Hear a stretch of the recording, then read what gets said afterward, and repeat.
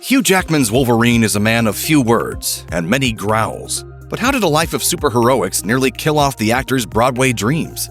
Until 2021, Hugh Jackman held the title for having the longest career as a live-action Marvel character, only broken by Patrick Stewart's appearance in Multiverse of Madness, nearly 23 years after his first appearance as Professor X. But while the 2000 film X-Men was the Australian actor's big breakthrough in Hollywood, Jackman has been a Broadway star for much longer. Before he landed the role that transformed his career forever, Jackman had been nominated for an Olivier Award for his performance in Oklahoma and had an established career on stage. Playing Wolverine wasn't an easy job for Jackman either. Though the character is usually a man of few words, he still had to convey many emotions, including a primal animal rage that was required for the character. In particular, he had to growl. That was much different from Jackman's previous roles, obviously, which had required him to sing and dance. Casting a Broadway star like Jackman as a savage Wolverine in the first place was an unexpected but successful choice. Wolverine was muscular, hairy, 5'3", and Canadian, which doesn't totally fit the Australian actor's physical description. Hugh Jackman's contribution to theater was noteworthy, but he didn't yet have the mainstream Hollywood clout to sway his doubters, which meant expectations were high, especially for such an iconic character. But then X-Men hit theaters in 2000, and everyone's doubts vanished in an instant. Jackman's supposed lack of physical resemblance to the hero's comic book counterpart was no longer an issue.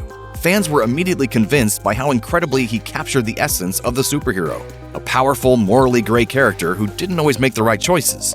Hugh Jackman recently finished a triumphant run on The Music Man on Broadway, but the actor doesn't think his voice is how it used to be. And while Jackman is working on repairing the damage, he seems confident that he doesn't sound the same anymore. In an interview with BBC Radio 4's Front Row, the actor confirmed that his voice had been damaged through all the years he played Wolverine.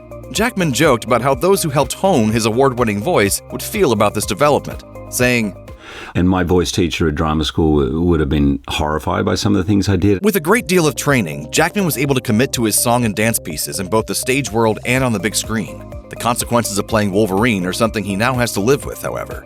Judging from what the actor has to say, he seems convinced that the part altered his musical abilities. My falsetto is not as strong as it used to be, and that I directly put down to some of the growling and yelling. The actor is apparently working on making his voice better, though. And though he's going to reprise his role as Wolverine soon enough, Jackman is taking steps to make sure that he won't do further damage to his voice. He explained, "I work with a singing teacher and I make sure that I try not to hurt myself." Since then, year after year, Jackman returned to star in X-Men movie after X-Men movie, including a whole series squarely focused on Wolverine. No doubt, Jackman left a real mark on Wolverine's legacy in both movies and comic books. So maybe it's no wonder that he's coming back for one last ride. Despite seemingly leaving the X-Men franchise behind, Jackman will star as Wolverine in Deadpool 3, which marks his entry into the official MCU. This will be the 10th film with Jackman playing Wolverine. Will it be the last? Your guess is as good as ours.